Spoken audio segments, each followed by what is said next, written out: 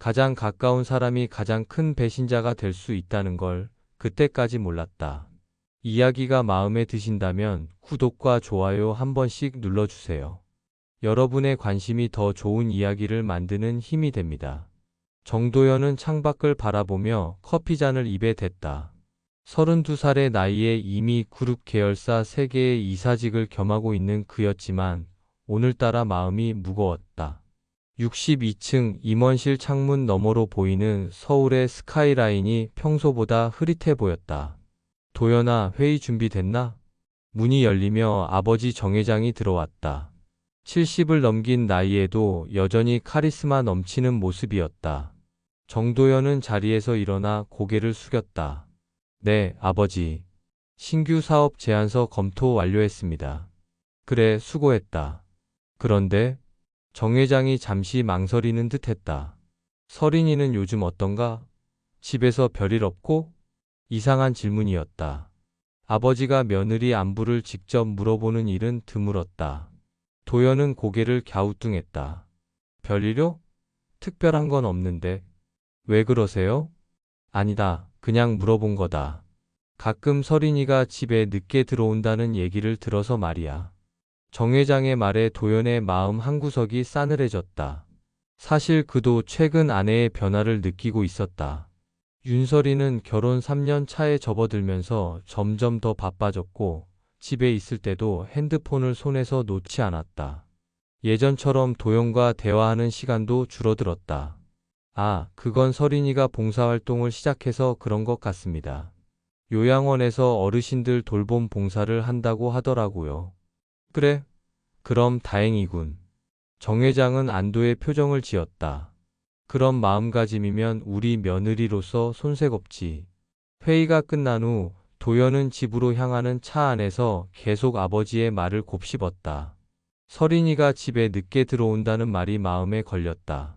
혹시 아버지가 무언가를 알고 있는 건 아닐까? 강남 한복판의 고급 주택가에 자리한 정도연의 집은 사방이 높은 담장으로 둘러싸인 2층 양옥이었다. 대문을 열고 들어서자마자 현관에서 낯익은 목소리가 들려왔다. 사모님, 내일 일정은 오전 10시 병원 검진이고 오후에는 재단 이사회 참석하시면 됩니다. 한기석의 목소리였다. 35살의 전직 특수부대 출신으로 6개월 전 정도연의 전담 경호원으로 고용된 남자였다. 키 185cm의 건장한 체격에 날카로운 눈빛이 인상적인 인물이었다. 고마워요, 기석 씨. 늘 세심하게 챙겨주셔서. 서린의 목소리에는 평소보다 부드러운 감정이 묻어 있었다. 도연은 문득 이상함을 느꼈다. 자신에게는 들려준 적 없는 따뜻한 톤이었다. 도연 오빠, 왔어요? 서린이 거실로 나왔다. 28살의 그녀는 여전히 아름다웠다. 긴 생머리를 뒤로 넘기며 미소를 지었지만 그 미소가 어딘지 어색해 보였다. 응, 집에 일찍 왔어.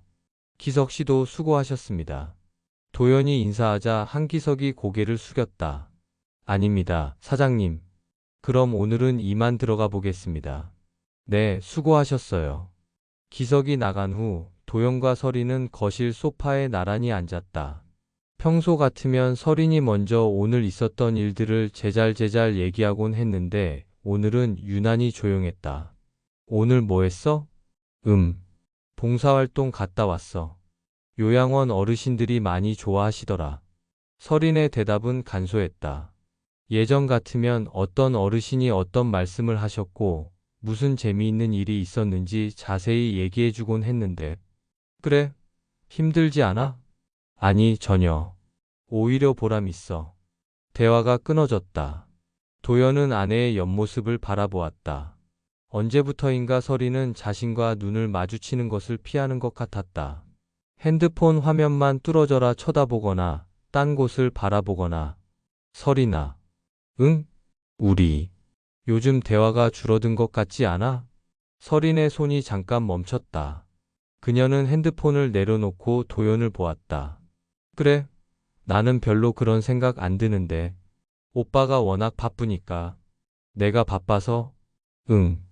요즘 계속 늦게 들어오고 주말에도 골프 치러 나가고. 나 혼자 있는 시간이 많아졌어. 틀린 말은 아니었다. 하지만 예전에 서린이었다면 오빠 일 때문에 힘들지? 라고 먼저 물어보곤 했다. 지금은 마치 자신을 탓하는 듯한 톤이었다. 미안해. 앞으로 시간 내려고 노력할게. 아니야, 괜찮아. 나도 봉사활동하면서 나름대로 보람 찾고 있으니까. 그날 밤 도연은 잠이 오지 않았다. 서린은 일찍 잠자리에 들었는데 평소와 달리 등을 돌리고 누워 있었다. 예전에는 내 품에 안겨서 잠들곤 했는데 새벽 2시경 도연은 목이 말라 부엌으로 내려갔다. 냉장고에서 물을 꺼내 마시려는데 1층 서재에서 희미한 불빛이 새어나오는 것을 발견했다. 서재는 보통 아버지가 집에 오셨을 때 사용하는 공간인데 오늘은 아버지가 오시지 않았다. 도연은 조심스럽게 서재 쪽으로 발걸음을 옮겼다. 문이 살짝 열려 있었고 그 사이로 목소리가 들려왔다. 조금만 더 기다려요. 서린의 목소리였다. 도연의 심장이 빨리 뛰기 시작했다. 힘들겠지만 지금이 가장 중요한 시기예요. 회장님 서명만 받아내면 그 재산은 전부 우리 겁니다. 이번에는 남자 목소리였다. 한기석의 목소리였다. 도연은 숨을 멈췄다. 자신의 귀를 의심했다. 하지만 분명히 들렸다. 정말 가능할까요? 오빠가 눈치채면 어떻게 해요? 걱정하지 마세요. 제가 다 계획했으니까.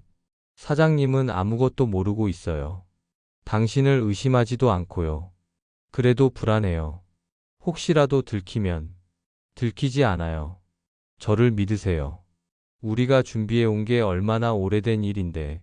도연의 다리가 휘청거렸다. 벽에 손을 짚고 간신히 버텼다.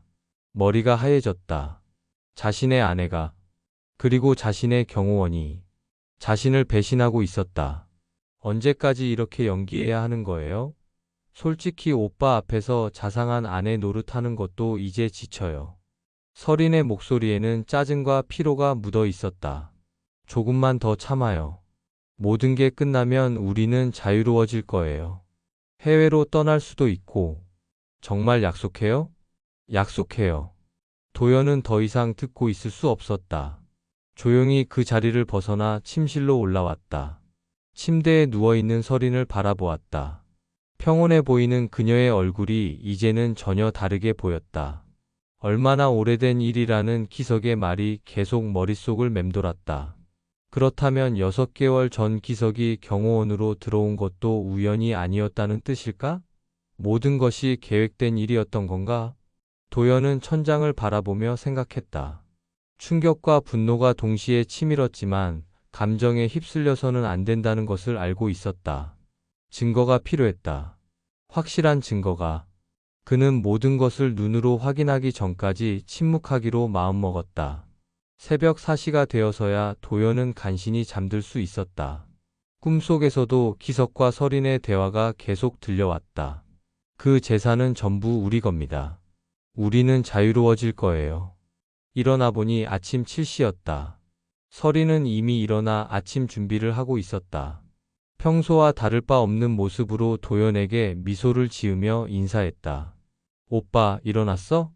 아침 차려놨어. 그 미소가 이제는 가면처럼 느껴졌다. 하지만 도연도 아무렇지 않은 척 미소를 지었다. 고마워. 잘 잤어? 응, 잘 잤어. 거짓말이었다. 도연은 새벽까지 서재에서 누군가와 음모를 꾸미고 있었던 그녀가 어떻게 깊게 잘 수 있었는지 궁금했다. 식탁에서 아침을 먹으며 도연은 서린을 관찰했다. 3년간 함께 살며 몰랐던 그녀의 또 다른 모습을 발견하려고 했다. 하지만 서린은 여전히 완벽한 아내의 모습을 유지하고 있었다. 오늘도 봉사활동 가는 거야? 응, 오후에 잠깐 다녀올 예정이야. 기석 씨도 함께 가나? 서린의 손이 잠깐 멈췄다. 하지만 곧 자연스럽게 대답했다. 당연하지. 경호원인데 혼자 다닐 수는 없잖아. 그 순간 도연은 확신했다. 봉사활동은 핑계였고 실제로는 기석과 만나 무언가를 계획하고 있다는 것을. 그래, 조심히 다녀와. 출근길에 차 안에서 도연은 결심했다. 이제 진실을 파헤칠 때가 왔다. 자신을 배신한 아내와 경호원의 정체를, 그리고 그들의 진짜 목적을 밝혀낼 때가. 창밖으로 스쳐 지나가는 풍경을 바라보며 도연은 중얼거렸다. 내 아내와 내 집을 지키던 사람이 가장 큰 위협이었군. 그의 눈빛이 차갑게 변했다. 더 이상 예전의 순진한 남편으로 남아있을 수는 없었다. 며칠이 지났지만 도연의 마음은 여전히 혼란스러웠다. 새벽에 들었던 그 대화가 악몽처럼 계속 머릿속을 맴돌았다. 하지만 그는 평상시와 다름없이 행동하려고 노력했다. 섣불리 움직여서는 안 된다는 것을 알고 있었다. 도연아, 잠깐 이리 와봐. 회사에서 아버지의 부름을 받고 회장실로 향했다. 정 회장은 책상에 앉아 심각한 표정으로 서류를 들여다보고 있었다. 무슨 일이세요, 아버지? 큰일 났다. 정 회장이 서류를 내려놓으며 한숨을 쉬었다. 기밀 서류가 사라졌어. 기밀 서류요? 응. 신규 사업 계획서와 주요 거래처 계약서 원본들 말이야. 내가 직접 관리하던 것들인데 어젯밤 사이에 없어졌어.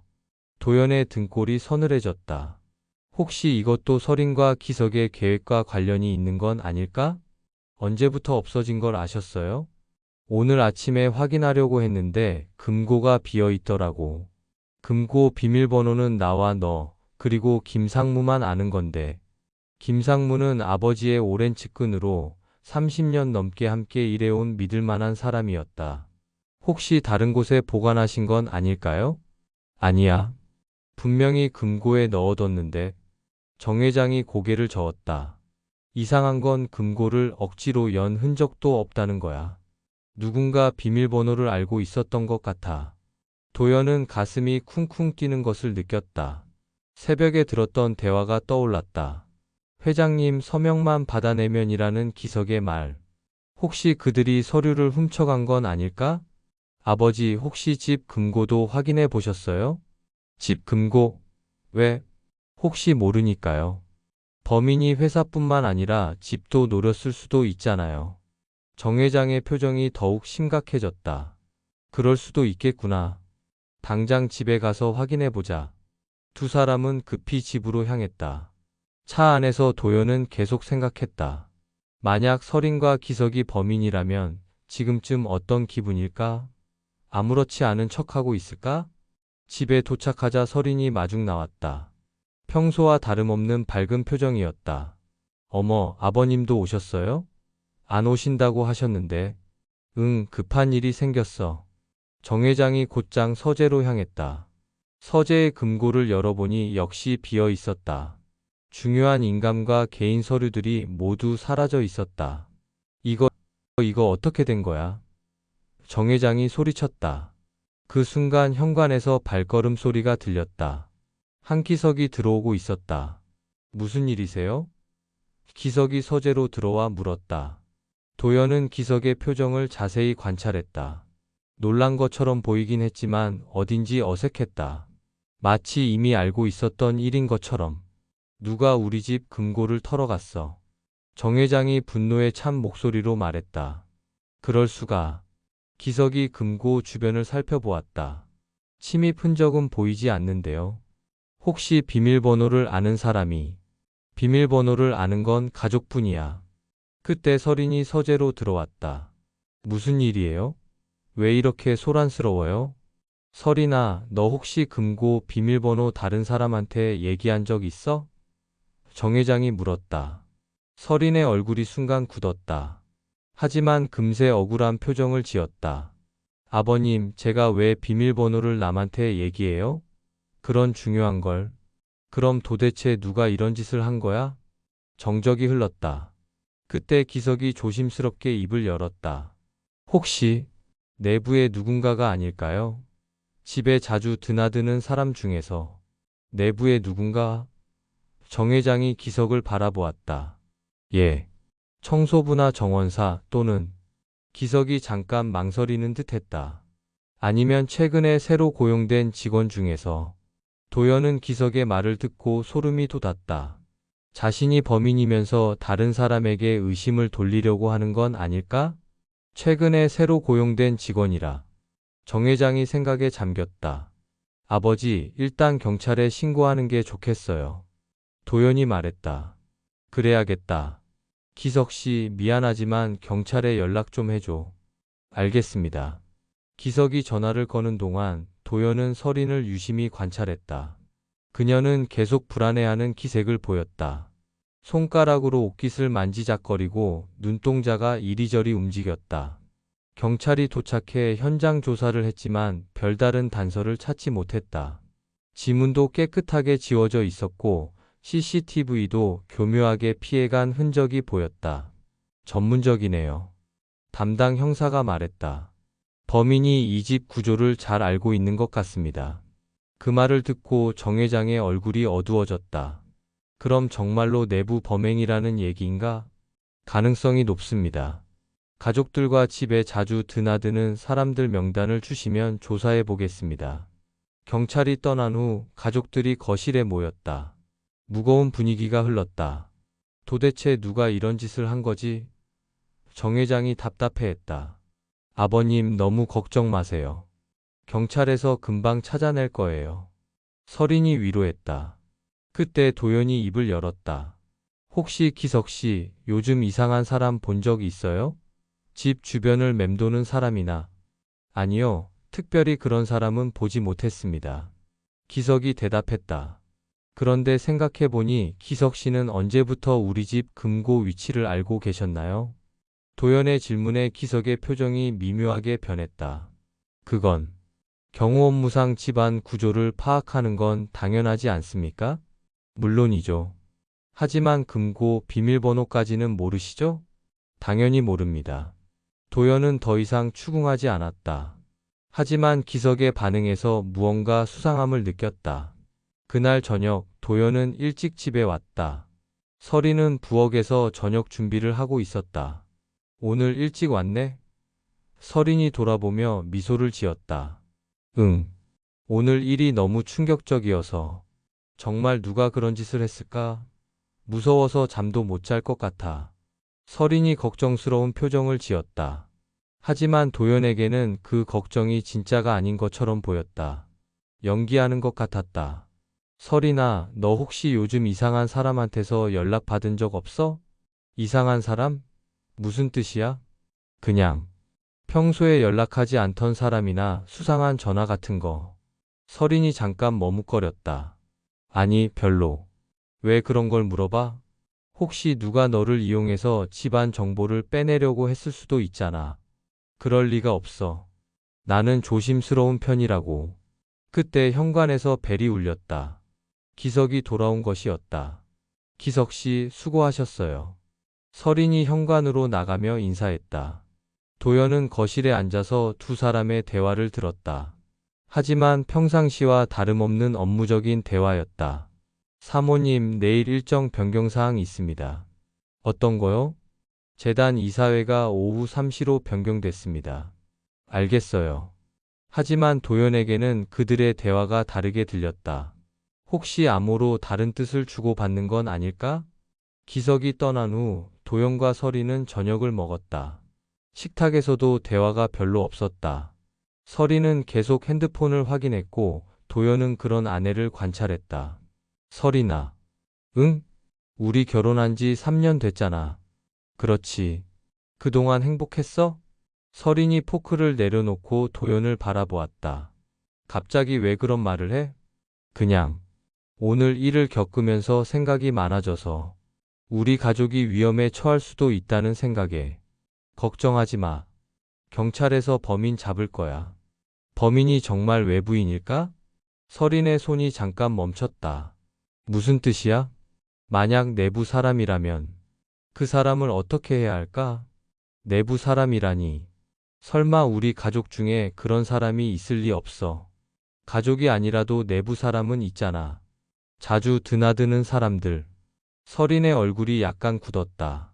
오빠, 혹시 기석 씨를 의심하는 거야? 도연이 서린을 똑바로 바라보았다. 왜 하필 기석 씨 얘기를 하지? 아니, 그냥. 오빠가 내부 사람 얘기를 하니까. 다른 사람들도 있는데 왜 기석 씨? 서린이 당황하는 기색을 보였다. 그냥. 최근에 새로 온 사람이라서. 설인아, 너 혹시 뭔가 숨기는 거 없지? 숨기는 거? 내가 왜 뭘 숨겨? 모르겠어. 요즘 너한테서 뭔가 다른 느낌을 받거든. 설인이 일어섰다.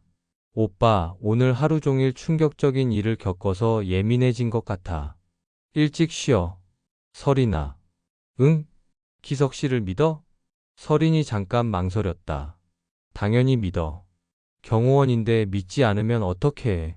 하지만 그 대답에는 확신이 없었다. 오히려 자신에게 하는 말 같았다. 그날 밤 도연은 또다시 잠을 이루지 못했다. 설이는 일찍 잠들었지만 중간중간 뒤척이는 소리가 들렸다. 평소보다 잠을 설치는 것 같았다. 새벽 3시경 도연은 화장실에 다녀오는 길에 1층을 내려다보았다. 서재에 불이 켜져 있었다. 또다시 이번에는 더 조심스럽게 내려갔다. 서재 문틈으로 엿보니 기석이 홀로 앉아 있었다. 책상 위에는 여러 서류들이 펼쳐져 있었다. 기석은 서류들을 하나씩 살펴보며 무언가를 메모하고 있었다.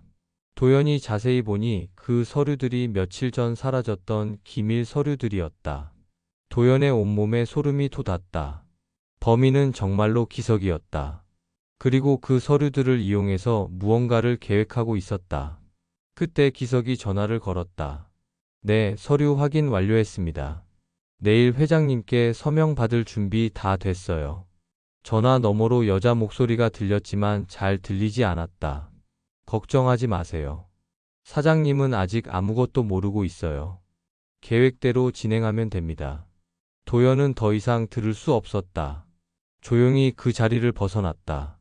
침실로 돌아와 침대에 누워있는 설인을 바라보았다. 그녀도 이 모든 계획을 알고 있었다. 아니, 공모자였다. 도연은 혼잣말처럼 중얼거렸다. 내 아내와 내 집을 지키던 사람이 가장 큰 위험이었군. 이제 더 이상 의심의 여지가 없었다.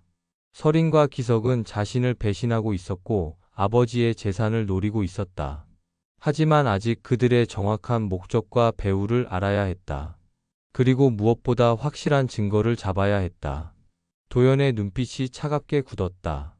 신뢰의 붕괴는 그를 더 이상 예전의 순진한 남편으로 남겨두지 않았다. 이제 진짜 싸움이 시작되는 것이었다. 도연은 더 이상 가만히 있을 수 없었다. 새벽에 목격한 기석의 행동은 확실한 증거였다. 하지만 그들이 왜 이런 일을 벌이는지, 진짜 목적이 무엇인지 알아야 했다. 단순한 돈 때문일까? 아니면 다른 이유가 있는 걸까? 다음 날 아침 도연은 회사에 출근하자마자 인사팀장을 불렀다. 한기석 경호원 채용 과정을 다시 한번 검토해보고 싶습니다. 한기석 씨요? 무슨 일이라도 있었습니까? 아니, 그냥 확인차 말입니다. 채용 서류와 신원조회 결과를 가져다 주세요. 1시간 후 인사팀장이 두꺼운 파일을 들고 왔다. 여기 있습니다. 한기석 씨 관련 모든 서류입니다. 도연은 서류를 꼼꼼히 살펴보기 시작했다. 이력서, 자기소개서, 신원조회서, 추천서. 모든 것이 완벽해 보였다. 특수부대 출신의 경호업체에서 5년간 근무한 경력. 하지만 뭔가 이상했다. 이 추천서. 누가 써준 건가요? 이전 직장 상사인 김철수 씨라고 되어 있습니다. 도연은 그 이름을 어디서 들어본 것 같았다. 하지만 기억이 나지 않았다. 혹시 이 사람과 직접 통화해 보셨나요? 네, 채용 당시에 전화로 확인했습니다. 아주 성실하고 믿을 만한 사람이라고 하더군요. 도연은 서류를 더 자세히 살펴보았다.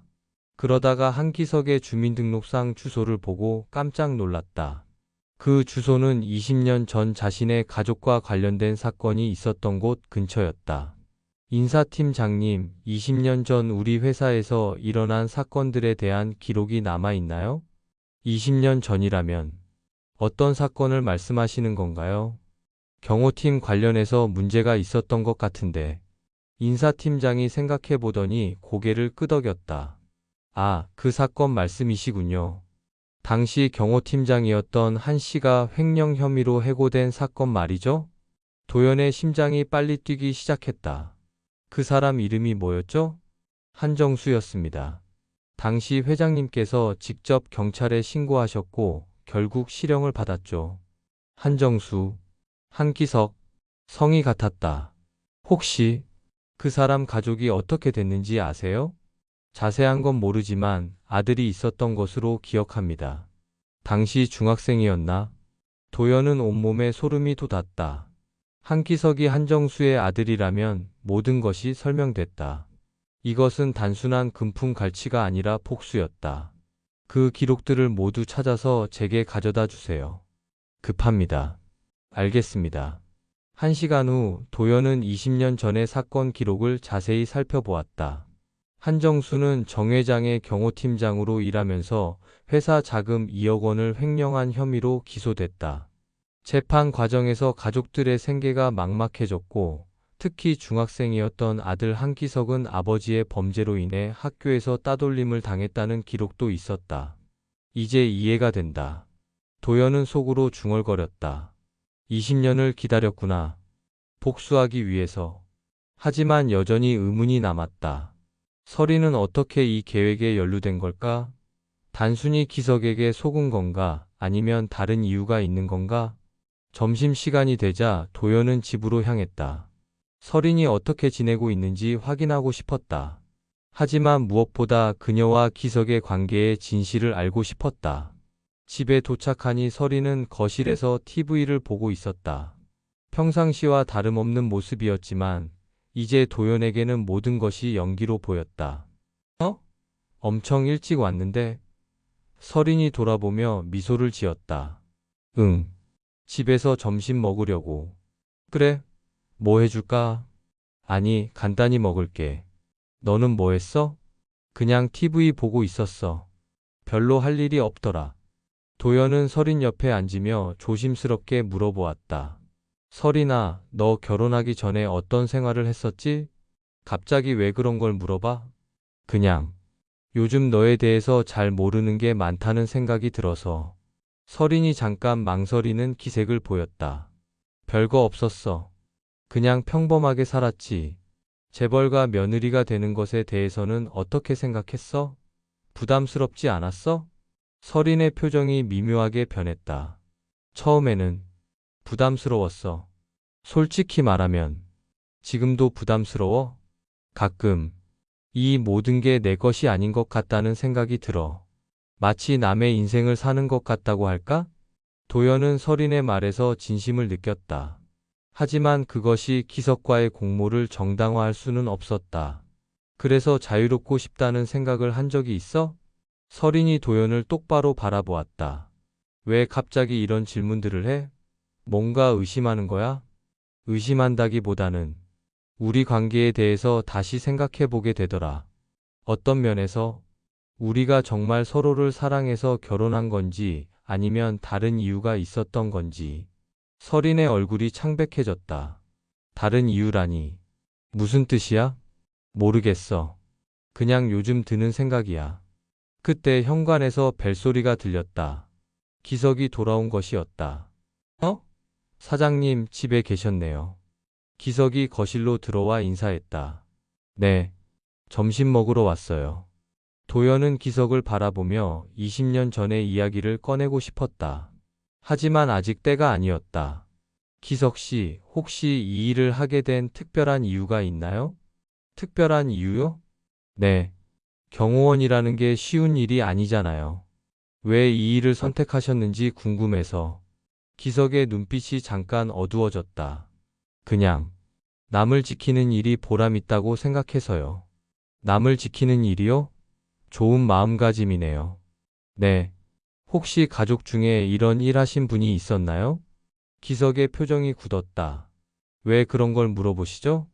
아, 그냥 궁금해서요. 가업을 이어받은 건가 해서. 아니요. 그런 건 아닙니다. 기석의 대답이 짧고 딱딱했다. 확실히 뭔가 숨기고 있는 게 있었다. 그렇군요.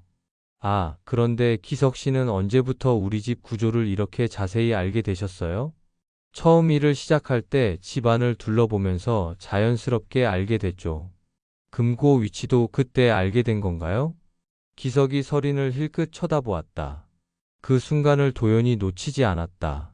금고는 경우 업무상 중요한 물건들의 위치를 파악하는 건 기본이니까요. 그렇겠네요. 도연은 더 이상 추궁하지 않았다. 하지만 기석과 설인이 서로 눈빛을 주고받는 것을 확실히 봤다. 점심을 먹고 회사로 돌아가는 차 안에서 도연은 모든 퍼즐 조각들을 맞춰보았다. 한기석은 20년 전 아버지에 의해 파멸당한 한정수의 아들, 복수를 위해 경호원으로 들어온 것. 그리고 설이는 재벌가의 삶에 지쳐 있었다. 자유를 갈망하고 있었다. 그런 그녀에게 기석이 접근했을 것이다. 자유와 새로운 시작을 약속하면서 단순한 불륜이 아니었다. 이것은 가문의 기반을 무너뜨리려는 치밀한 복수극이자 서로 다른 욕망이 결탁한 결과였다. 도연은 회사에 도착하자마자 아버지를 찾아갔다. 아버지, 말씀드릴 게 있습니다. 뭔가? 한기석에 관해서요. 정 회장의 표정이 심각해졌다. 혹시 뭔가 알아낸 게 있나? 네. 그런데 충격적인 내용입니다. 도연은 20년 전의 사건과 한기석의 정체에 대해 설명했다. 정 회장의 얼굴이 점점 어두워졌다. 한정수의 아들이라고? 그럼 이 모든 게 복수입니다. 20년을 준비해온 복수극이에요. 그럼 설인이는? 도연이 잠깐 망설였다. 아내의 배신을 아버지에게 말하는 것이 쉽지 않았다. 설인이도 연루되어 있는 것 같습니다. 뭐라고? 며칠 전 새벽에 제가 직접 들었습니다. 기석과 설인이 대화하는 걸. 그리고 어젯밤에는 기석이 훔친 서류를 가지고 누군가와 통화하는 것도 봤고요. 정 회장이 의자에 깊숙이 몸을 맡겼다. 내 며느리가 날 배신했다는 얘기인가? 죄송합니다, 아버지. 아니다. 내 잘못이 아니야. 그런데 도연아, 확실한 증거가 있나? 물리적인 증거는 아직 부족합니다. 하지만 정황 증거는 충분해요. 그럼 이제 어떻게 할 것인가? 도연의 눈빛이 차갑게 변했다. 확실한 증거를 잡아야 합니다.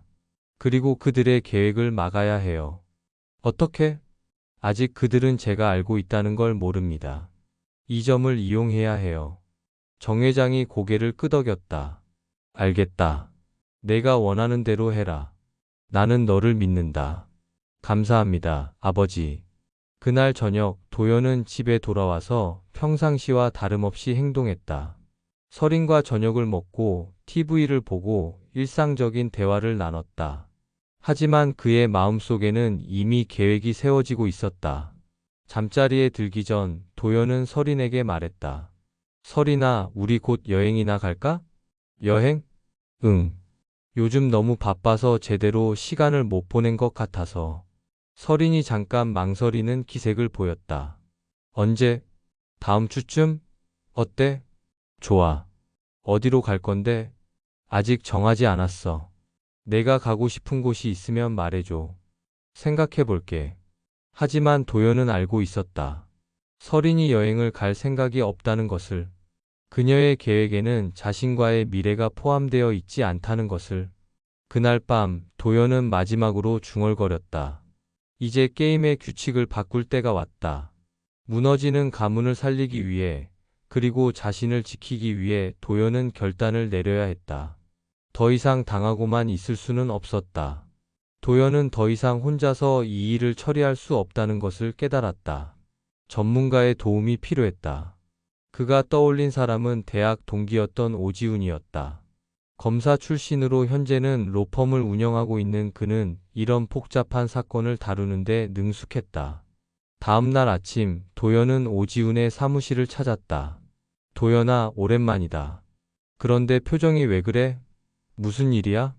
오지훈은 여전히 날카로운 눈빛을 가지고 있었다. 검사 시절 쌓아온 관찰력이 묻어났다. 지훈아, 도움이 필요해. 아주 심각한 일이야. 도연은 처음부터 끝까지 모든 상황을 설명했다. 설인과 기석의 배신, 한정수의 복수, 사라진 서류들까지. 오지훈은 중간에 끼어들지 않고 끝까지 들었다. 흥미롭군. 20년을 준비한 복수라. 오지훈이 펜을 돌리며 생각에 잠겼다. 그런데 도연아, 지금 가지고 있는 건 정황 증거뿐이야. 법정에서 싸우려면 물리적 증거가 필요해. 그래서 내가 필요한 거야. 어떻게 하면 확실한 증거를 잡을 수 있을까? 일단 통신 기록부터 확인해 보자. 한기석의 통화 내역, 문자 기록, 그리고 계좌 흐름까지. 내가 아는 사람 통해서 조사해 볼게. 고마워, 지훈아. 아직 고마워할 때가 아니야. 상대가 20년을 준비했다면 우리도 신중하게 접근해야 해. 며칠 후 오지훈으로부터 연락이 왔다. 도연아, 대박이야. 너 지금 당장 사무실로 와. 도연은 급히 오지훈의 사무실로 향했다. 책상 위에는 각종 서류들이 펼쳐져 있었다. 뭘 찾았어? 한기석의 통신 기록이야. 이걸 봐. 오지훈이 서류를 가리켰다. 지난 6개월간 서린과 한기석 사이에 주고받은 메시지가 200통이 넘어. 그것도 대부분 새벽이나 늦은 밤에. 도연의 얼굴이 굳었다. 숫자로 확인하니 더욱 충격적이었다. 내용은? 대부분 암호 같은 내용이야. 하지만 몇 개는 확실해. 이것 봐. 오지훈이 특정 메시지를 가리켰다. 회장님 서명 받는 날짜 확정. D-7. 이건 일주일 전 메시지야. 그럼 오늘이 D-데이야. 오늘 뭔가 벌어질 예정이라는 뜻이지. 도연의 심장이 빨리 뛰기 시작했다. 계좌 추적은 어떻게 됐어? 이것도 흥미로워. 한기석 명의로 된 해외 계좌가 3개나 있어. 그리고 최근에 서린이 자신의 보석들을 여러 곳에 맡겨둔 기록도 있고. 도주 준비를 하고 있다는 뜻이네. 그런 것 같아. 그런데 가장 중요한 건 이거야. 오지훈이 다른 서류를 꺼냈다. 서린이 위조 서류 제작에 가담했다는 증거를 찾았어. 위조 서류? 응. 내 아버지 인감 도장을 몰래 복사해서 가짜 서류에 찍은 거야. 이건 명백한 사기죄에 해당해. 도연은 온몸에 분노가 치밀었다. 하지만 동시에 안도감도 들었다. 이제 확실한 증거가 있었다. 지훈아, 이제 어떻게 해야 할까? 타이밍이 중요해. 그들이 결정적인 행동을 할 때 현장을 잡아야 해. 그래야 변명할 여지가 없으니까. 그때 도연의 핸드폰이 울렸다. 아버지로부터였다. 도연아, 큰일 났다. 서린이가 나한테 급히 서명해 달라는 서류를 가져왔어. 어떤 서류요? 해외 투자 관련 서류라고 하는데 뭔가 이상해. 너 당장 집으로 와라. 도연은 오지훈을 바라보았다. 시작됐다. 오지훈이 차가운 미소를 지었다. 이제 우리도 움직일 때야. 도연과 오지훈은 급히 집으로 향했다. 차 안에서 오지훈이 말했다. 도연아, 오늘이 마지막 기회야. 모든 걸 끝낼 수 있는. 어떻게? 일단 내가 모르는 척하면서 상황을 지켜봐. 그들이 결정적인 행동을 할 때 내가 신호할게. 그때 준비해둔 증거들을 공개하는 거야. 집에 도착하니 거실에서 심각한 대화가 오가고 있었다. 정 회장과 서린, 그리고 기석이 서류를 사이에 두고 앉아 있었다. 아버지, 무슨 일이세요? 도연이 자연스럽게 물었다. 도연아, 왔구나. 서린이가 급한 서류라고 가져왔는데 한번 봐줘. 도연은 서류를 받아보았다. 겉보기에는 정상적인 투자 서류 같았지만 자세히 보니 함정이 있었다. 회장의 개인 재산을 담보로 하는 내용이 숨어 있었다. 이게 뭐야? 도연이 서린을 바라보며 물었다. 해외 투자 기회가 생겼다고 해서 기석 씨가 알아봐 준 거예요. 서린의 목소리가 약간 떨리고 있었다. 기석 씨가요? 도연이 기석을 쳐다보았다. 네, 제 지인 중에 해외 투자 전문가가 있어서 소개받은 겁니다. 기석이 침착하게 대답했다. 하지만 도연은 그들의 연기를 모두 꿰뚫어 보고 있었다. 아버지, 이런 중요한 일은 법무팀 검토를 받아야 하는 거 아닌가요? 그래, 맞다. 설이나 이건 나중에 다시. 아버님, 시간이 별로 없다고 해요. 오늘 안에 서명하지 않으면 기회가 사라진다고. 설인이 다급하게 말했다. 그 순간 도연은 확신했다. 오늘이 바로 그들의 마지막 계획이 실행되는 날이라는 것을. 그렇게 급한 거라면. 정 회장이 펜을 들려는 순간 도연이 개입했다. 잠깐만요, 아버지. 제가 한 번 더 검토해 보겠습니다. 도연아, 왜 자꾸 방해하는 거야? 서린의 목소리에 짜증이 섞였다. 방해가 아니라 신중한 거야. 이런 큰 돈이 오가는 일인데. 기석이 시계를 보더니 은근히 서린에게 눈짓을 했다. 도연은 그것도 놓치지 않았다. 사모님, 정말 시간이 얼마 없습니다. 상대방이 기다리고 있어요. 그때 오지훈이 거실로 들어왔다. 실례합니다. 저는 변호사 오지훈입니다. 서린과 기석의 얼굴이 순간 굳었다. 변호사요? 정 회장이 의아해했다. 네, 도연 씨가 투자 관련 법적 검토를 의뢰하셔서 왔습니다. 오지훈은 차분하게 서류를 살펴보기 시작했다. 이 서류에 몇 가지 문제가 있네요. 무슨 문제요? 기석이 날카롭게 물었다. 일단 투자처가 실제로 존재하는지 확인이 안 됩니다. 그리고 이 담보 조건들이. 오지훈이 말하는 동안 서린과 기석은 계속 불안해하는 기색을 보였다. 변호사님, 저희가 직접 확인한 건데요. 서린이 항변했다. 그렇다면 확인 서류를 보여주실 수 있나요? 서린과 기석이 서로 눈빛을 주고받았다. 그들에게는 그런 서류가 없었다. 그리고 오지훈이 목소리를 낮췄다. 이 서류의 인감이 좀 이상하네요. 뭐가 이상하다는 거죠? 정 회장이 물었다. 실제 인감과 미묘하게 다릅니다. 마치 복사한 것 같아요. 그 순간 기석이 벌떡 일어났다. 그게 무슨 말입니까? 사모님이 직접 가져온 건데, 그럼 사모님께서 인감을 어떻게 구하신 건가요? 오지훈이 차갑게 물었다. 서린의 얼굴이 새하얗게 변했다. 그건, 사모님 혹시 회장님 몰래 인감을 복사하신 건 아니죠? 아니에요. 그런 게 아니라. 도연이 일어서서 말했다. 서린아, 이제 그만해. 뭘 그만하라는 거야? 연기 말이야. 도연의 목소리가 차갑게 변했다. 나는 다 알고 있어. 서린과 기석의 얼굴이 동시에 굳었다. 뭘 안다는 거야? 너와 기석이 짜고 우리 가족을 속이려 한다는 것. 그리고 기석이 한정수의 아들이라는 것도. 기석이 벌떡 일어서며 소리쳤다. 당신이 뭘 아는데? 20년 전 아버지에게 원한을 품고 복수하려고 경호원으로 들어온 것. 서린을 이용해서 우리 가족의 재산을 빼내려고 한 것. 모든 걸 다 알고 있어. 정 회장이 충격에 빠진 표정으로 기석을 바라보았다. 한정수의 아들이라고? 네, 아버지. 20년간 복수를 계획해온 겁니다.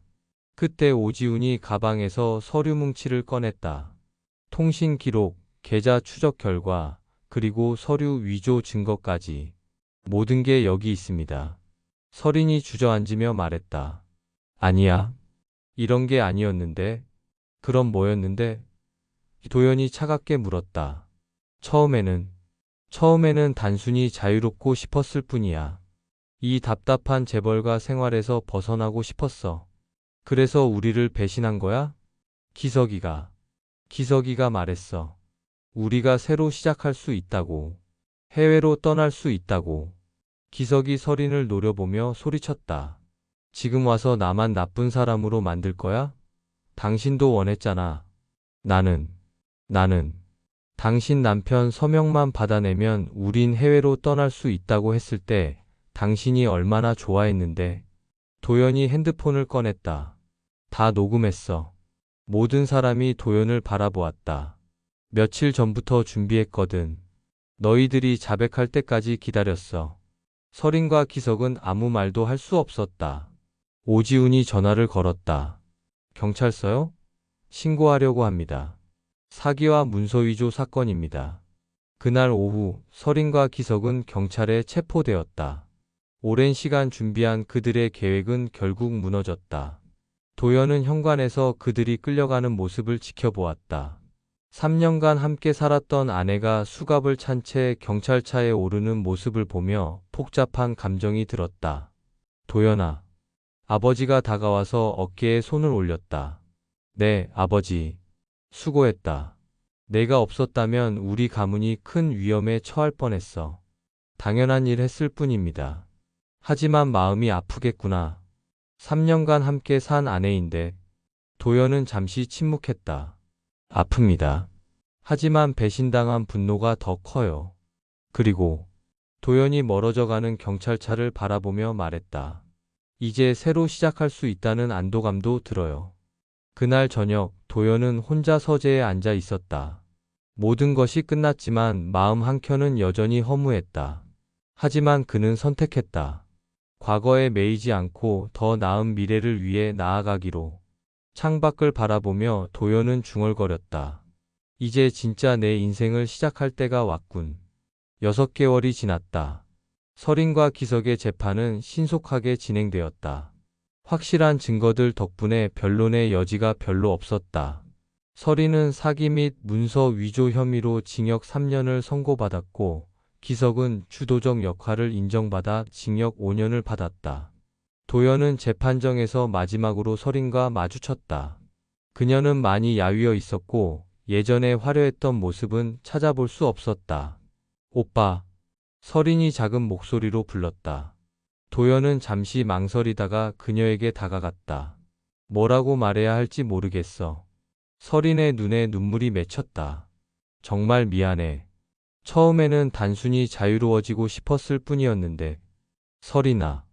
도연이 조용히 말했다. 이제 와서 변명은 의미가 없어. 하지만 한 가지는 말해주고 싶어. 뭔데? 자유는 다른 사람을 배신해서 얻는 게 아니야. 스스로 만들어가는 거지. 설인이 고개를 떨궜다. 감옥에서 진짜 자유가 뭔지 생각해봐. 그리고 정말로 새로 시작하고 싶다면 그때는 정직하게 해. 오빠, 잘 지내, 설인아. 도연은 더 이상 돌아보지 않고 재판정을 나섰다. 3년간의 결혼 생활이 그렇게 끝났다. 재판이 끝난 후 도연은 한동안 방황했다. 회사 일에는 집중했지만 개인적으로는 공허함을 느꼈다. 믿었던 사람들의 배신은 그에게 큰 상처를 남겼다. 도연아, 너 요즘 너무 일만 하는 것 같은데. 오지훈이 걱정스럽게 말했다. 가끔은 쉬어야지. 괜찮아. 일하는 게 더 나은 것 같아. 그래도 이렇게 지내면 안 돼. 새로운 사람도 만나보고 취미 생활도 해보고. 하지만 도연에게는 아직 새로운 관계를 시작할 마음의 준비가 되어 있지 않았다. 누군가를 다시 믿는다는 것이 두려웠다. 그러던 어느 날 우연한 계기로 도연의 삶에 변화가 찾아왔다. 회사 근처 카페에서 점심을 먹고 있는데 옆 테이블에서 한 여성이 전화 통화를 하고 있었다. 네, 아이들 상황이 좀 심각해요. 가정폭력 피해를 받아서. 네, 임시보호소가 꽉 차서 갈 곳이 없대요. 도연은 자신도 모르게 그 대화에 귀를 기울였다. 돈이 문제가 아니라 시설이 부족한 거라고요? 그럼 어떻게 해야 하죠? 그 여성은 한참을 통화한 후 한숨을 쉬며 전화를 끊었다. 도연은 잠시 망설이다가 그녀에게 말을 걸었다. 실례합니다. 제가 옆에서 들었는데 아이들을 도와야 하는 일이신가요? 네. 아, 네. 저는 아동보호 전문기관에서 일하는 김소영이라고 합니다. 정도연입니다. 혹시 시설 문제 때문에 고민이시라면. 도연은 자신도 모르게 도움을 제안하고 있었다. 그 순간 가슴 한켠에서 뭔가 따뜻한 감정이 올라왔다. 그날부터 도연은 김소영과 함께 학대받는 아이들을 돕는 일에 관심을 갖게 되었다. 처음에는 단순히 후원금을 내는 정도였지만 점차 직접 현장에 나가 봉사활동을 하기 시작했다. 도연 씨 정말 고마워요. 이런 도움은 처음이에요. 소영이 진심 어린 감사를 표했다. 저야말로 고맙죠. 이런 의미 있는 일을 할 기회를 주셔서. 의미 있는 일이라니요? 네. 요즘 삶의 목적을 잃고 살았는데 이 아이들을 보면서 다시 생각하게 되더라고요. 소영은 도연을 유심히 바라보았다. 무슨 힘든 일이 있으셨나 봐요. 네. 좀 큰 일이 있었어요. 하지만 이제 괜찮습니다. 몇 개월 후 도연은 아버지에게 제안했다. 아버지, 사회공헌재단을 설립하면 어떨까요? 사회공헌재단? 네. 학대받는 아이들을 위한 전문 재단 말입니다. 보호소 설립부터 교육 지원, 심리 치료까지 종합적으로 지원하는. 정 회장의 표정이 진지해졌다. 갑자기 왜 그런 생각을 하게 됐나? 요즘 봉사활동을 하면서 느낀 건데 이런 아이들에게는 체계적인 도움이 필요해요. 그리고 도연이 잠시 망설였다. 저도 새로운 시작이 필요한 것 같아서요. 새로운 시작이라. 네. 회사 일만으로는 뭔가 채워지지 않는 부분이 있더라고요. 더 의미 있는 일을 하고 싶어요. 정 회장이 고개를 끄덕였다. 좋은 생각이다. 우리가 받은 것을 사회에 돌려주는 것도 의미 있는 일이지. 어느 정도 규모로 생각하고 있나? 일단 100억 정도로 시작해서 단계적으로 확대해 나가면 좋겠어요. 알겠다. 진행해라. 내가 전폭적으로 지원하겠다. 그렇게 희망나눔 재단이 설립되었다. 도연은 이사장을 맡아 직접 재단 운영에 나섰다. 처음에는 기존 보호시설 지원부터 시작했지만 점차 규모를 확대해 전문 보호소, 교육센터, 심리치료센터까지 만들어갔다. 1년 후 재단에서 운영하는 아동보호센터 개소식이 열렸다. 많은 사람들이 참석한 가운데 도연은 소감을 밝혔다. 이 센터는 단순히 아이들을 보호하는 곳이 아닙니다. 상처받은 아이들이 다시 꿈을 꿀 수 있게 도와주는 곳입니다. 과거의 아픔을 딛고 새로운 미래를 향해 나아갈 수 있도록 지원하는 곳입니다. 청중들 사이에서 박수가 터졌다. 도연은 계속 말을 이어갔다. 저 역시 큰 상처를 받은 적이 있습니다. 믿었던 사람들의 배신으로 절망했던 시기도 있었죠. 하지만 이 아이들을 만나면서 깨달았습니다. 상처는 우리를 약하게 만드는 것이 아니라 더 강하게 만드는 원동력이 될 수 있다는 것을. 도연의 목소리에 진심이 담겨 있었다. 앞으로 이 센터에서 자라날 아이들이 세상에 나가서 다른 누군가에게 희망을 전해주는 사람이 되기를 바랍니다. 개소식이 끝난 후 도연은 아이들과 함께 시간을 보냈다. 7살부터 16살까지 다양한 연령의 아이들이 있었는데 처음에는 경계하던 아이들도 점차 마음을 열기 시작했다. 아저씨, 진짜 우리를 도와주는 거예요? 10살 정도 된 여자아이가 물었다. 그럼 민지야. 아저씨가 약속할게. 다른 아저씨들은 처음에만 친절하고 나중에는 무서웠는데 도연의 가슴이 아팠다. 이렇게 어린아이가 이미 어른들에 대한 불신을 갖고 있다니. 민지야, 세상에는 나쁜 사람도 있지만 좋은 사람도 많이 있어.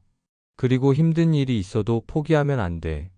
아저씨도 힘든 일이 많았지만 지금은 이렇게 민지 같은 친구들을 만날 수 있게 됐잖아. 아저씨도 힘든 일이 있었어요? 응, 많이 있었어. 하지만 그 때문에 지금의 아저씨가 된 것 같아. 민지가 도연의 손을 꼭 잡았다. 아저씨, 저도 나중에 커서 다른 아이들 도와주는 사람 될래요. 정말? 그럼 민지가 이 센터의 첫 번째 꿈나무네. 그날 저녁 도연은 소영과 함께 센터 근처 카페에서 차를 마셨다. 오늘 아이들 표정 보셨죠? 정말 행복해 보였어요. 소영이 미소를 지었다. 저도 기분이 좋더라고요. 이런 기분은 정말 오랜만이에요. 도연 씨 덕분에 많은 아이들이 새로운 희망을 갖게 됐어요. 아니에요. 저야말로 이 아이들 덕분에 새로운 삶을 찾은 거죠. 소영이 도연을 바라보며 말했다. 처음 만났을 때보다 훨씬 밝아지셨어요. 뭔가 평화로워 보이시고. 그런가요? 네. 마음의 상처가 아물어가고 있는 것 같아요. 도연은 창밖을 바라보며 생각했다. 정말로 그런 것 같았다. 2년 전에 배신과 상처가 완전히 사라진 것은 아니었지만 이제는 그것이 자신을 정의하지 않았다. 오히려 더 깊이 있는 사람으로 만들어준 경험이 되었다. 소영 씨. 네. 고마워요. 저에게 이런 기회를 주셔서. 무슨 말씀이에요? 제가 더 고맙죠. 두 사람은 서로를 바라보며 미소를 지었다. 그 미소에는 동료의 이상의 감정이 담겨 있었다. 2년 후 도영과 소영은 결혼했다. 화려한 결혼식 대신 센터 아이들과 함께하는 소박한 결혼식을 택했다. 민지를 비롯한 아이들이 축가를 불러주었고 모든 참석자들의 눈에 감동의 눈물이 맺혔다. 도연 오빠 행복해요? 민지가 중학생이 된 지금도 여전히 도연을 오빠라고 불렀다. 응, 정말 행복해. 민지도 행복하지? 네. 저도 곧 고등학생 되면 이 센터에서 후배들 도와주는 일 할 거예요. 좋은 생각이야. 민지가 있으면 후배들이 든든할 것 같은데, 그리고 오빠처럼 저도 나중에 더 많은 아이들을 도와주는 사람이 될 거예요. 도연은 민지의 머리를 쓰다듬었다. 민지야, 상처가 크다고 해서 인생이 끝나는 건 아니야. 오히려 그 상처가 너를 더 강하게 만들 거다. 네, 알아요. 오빠가 항상 말해 주셨잖아요. 그래, 우리 민지는 이미 충분히 강한 아이야. 그날 저녁, 도영과 소영은 센터 옥상에 올라가 도시의 야경을 바라보았다. 여보, 후회 안 해요? 더 화려한 결혼식도 할 수 있었는데. 소영이 물었다. 전혀요. 이보다 더 의미 있는 결혼식은 없을 것 같아요. 저도 같은 생각이에요. 도연은 소영의 손을 잡으며 말했다. 당신을 만나고 이 아이들을 만나면서 깨달았어요. 진짜 행복이 뭔지. 뭔데요? 누군가를 진심으로 사랑하고 그 사랑을 다른 사람들에게 나눠주는 거예요. 그리고 상처받은 사람들이 다시 일어날 수 있도록 도와주는 거고요. 소영이 도연의 어깨에 머리를 기댔다. 여보는 정말 많이 변했어요.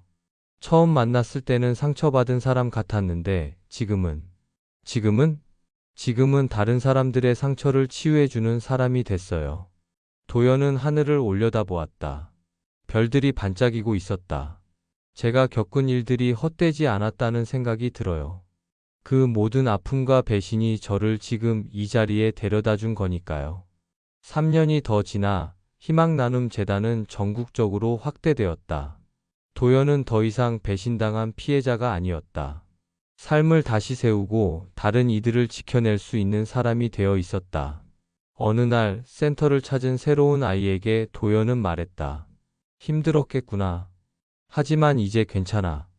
여기서는 내가 안전하고 사랑받을 거야. 정말요? 아이의 눈에 희망의 빛이 스쳤다. 정말이야. 그리고 언젠가 너도 다른 누군가에게 희망을 주는 사람이 될 수 있을 거야. 도연은 그 아이의 눈빛에서 과거의 자신을 보았다. 절망에서 희망으로, 상처에서 치유로 변해가는 모습을. 그날 밤 도연은 일기장에 썼다. 5년 전 나는 모든 것을 잃었다고 생각했다. 아내의 배신, 신뢰의 붕괴, 그리고 깊은 상처. 하지만 지금 돌이켜보니 그것은 끝이 아니라 새로운 시작이었다. 진짜 사랑을 찾고, 진짜 행복을 발견하고, 진짜 나 자신을 찾아가는 여행의 출발점이었다. 상처는 우리를 무너뜨리는 것이 아니라 더 강하게 만드는 것이다. 그리고 그 강함은 다른 사람들을 도울 수 있는 힘이 된다. 이제 나는 안다. 진정한 승리는 복수가 아니라 용서이고, 진정한 힘은 증오가 아니라 사랑이며, 진정한 성공은 혼자만의 행복이 아니라 함께하는 행복이라는 것을. 도연은 펜을 내려놓고 창밖을 바라보았다. 새벽이 밝아오고 있었다. 새로운 하루가 시작되고 있었다. 여러분의 인생에도 힘든 순간들이 있을 것입니다. 하지만 그 순간들이 끝이 아니라 새로운 시작이 될 수 있다는 희망을 가지시길 바랍니다. 이 이야기가 여러분에게 조금이나마 위로와 용기가 되었다면 구독과 좋아요 버튼을 눌러주세요. 여러분의 관심이 더 많은 희망의 이야기를 만들어가는 힘이 됩니다. 감사합니다.